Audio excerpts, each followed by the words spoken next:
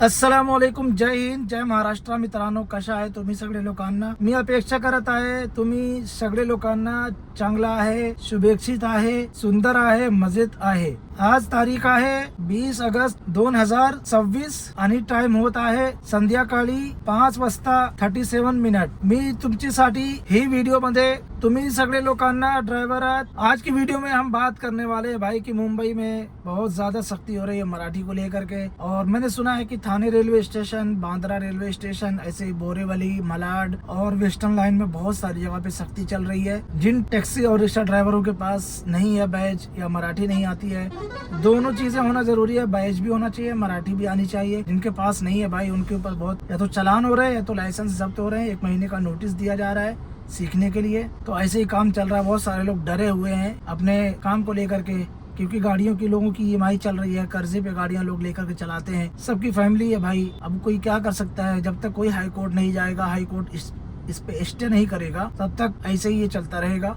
देखो, संविधान में आर्टिकल 19 है. आर्टिकल 19 सबको आजादी देता है पूरे देश में आने जाने, कमाने, खाने की. ठीक है, तो ये तो हो गई आजादी की बात. लेकिन हर राज्य में अपने अपने एक नियम होते हैं जिसको हर कोई फॉलो करना जरूरी होता है. क्योंकि भाई, अगर आपके पास जिम्मेदारी नहीं होती तो आप दूसरे राज्य में क्यों जाते. आपके ऊपर प्रेशर नहीं होता, आप दूसरे राज्य में क्यों जाते. देखो, एक बात बता दूं, मैं राज ठाकरे साहब जो है हमारे मनसे के सीनियर लीडर, भाई उनकी मैं कोई बात है ना, मुझे बहुत पसंद आती है. जैसे 2014 में जब उन्होंने कहा था, अपना एक स्टेटमेंट दिया था कि जब प्रधानमंत्री नरेंद्र मोदी बनेंगे तो मैं उनसे रिक्वेस्ट करूंगा कि सबसे पहले आप 5 साल स्टार्टिंग के यूपी और बिहार को सुधारो. क्योंकि वहाँ के लोग पूरे देश के अंदर जाते हैं काम करने, और हमारे राज्य पे यानी महाराष्ट्र पे इसका बहुत बड़ा लोड पड़ता है. और उन्होंने एक बात और कहा था कि अगर तुम्हारे राज्य से हमारे राज्य में लोग आते हैं तो तुम अपने जीडीपी का जो पार्ट है कुछ हमारे राज्य में ट्रांसफर करो. क्योंकि तुम्हारे राज्य से लोग हमारे यहाँ पे आते हैं और उनका लोड हमारे ऊपर पड़ता है. चलने के लिए फुटपाथ नहीं है.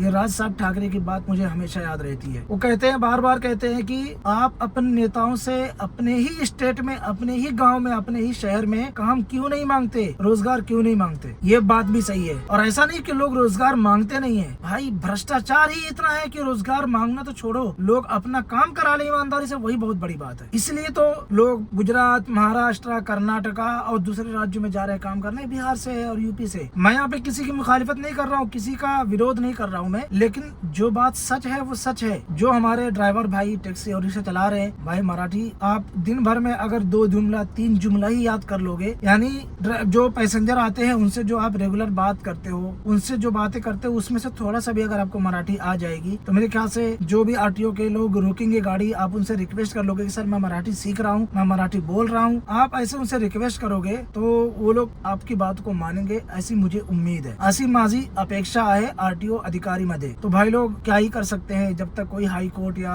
बड़े किसी कोर्ट का ऑर्डर नहीं होगा इस ऑर्डर पे जो गवर्नमेंट ने जीआर निकाला है, तब तक ये चेकिंग चलती रहेगी. क्योंकि देखो, कोई भी कानून, कोई भी मतलब ऑर्डर जब कोई गवर्नमेंट देती है तो उसको हाई कोर्ट और सुप्रीम कोर्ट में उसको चैलेंज किया जाता है और फिर वो संविधान की कसौटी पे कसा जाता है. ये जो कानून है ये हमारे संविधान के अंतर्गत है कि नहीं है. अगर वो संविधान के खिलाफ रहेगा, यानी संविधान के अगेंस्ट रहेगा, तो वो कानून को जो गवर्नमेंट ने निकाला है उसको हाई कोर्ट और सुप्रीम कोर्ट स्टे लगा देता और फिर उस पे बहस होती है. और बाद में जजमेंट जब आता है तो फिर वो कानून किस तरीके से लागू किया जा सकता है फिर वो होता है. उम्मीद करता हूँ भाई आप लोग जागरूक बनेंगे और अपने जिंदगी में जो भी कुछ आपको झेलना पड़ रहा है उससे कुछ न कुछ सीखेंगे, मराठी भाषा का सम्मान भी करेंगे. भाई देखो, मुझे तो लगता है कि महाराष्ट्र में जितने भी लोग हैं, कोई भी ये नहीं चाहता होगा कि मैं मराठी ना बोलूं, चाहे वो किसी भी राज्य का हो. और अगर कोई ये चाहता कि मैं मराठी ना बोलूं तो भाई उसको सबसे पहले अपना काम बदल लेना चाहिए. जहाँ पे उसको मराठी बोलने की जरूरत नहीं है वही काम करे फिर. लेकिन ऐसा मुझे लगता नहीं है. हमारे जितने भी ड्राइवर भाई हैं सब बेचारे बहुत लाचार और मजबूर हैं. वो सब मराठी बोलना चाहते हैं, सीखना चाहते हैं, मराठी का सम्मान भी करते हैं. तो हमारे जितने भी महाराष्ट्र के भाई बंधू हैं, तुमच्यासाठी मी एकदा अपील करत आहे,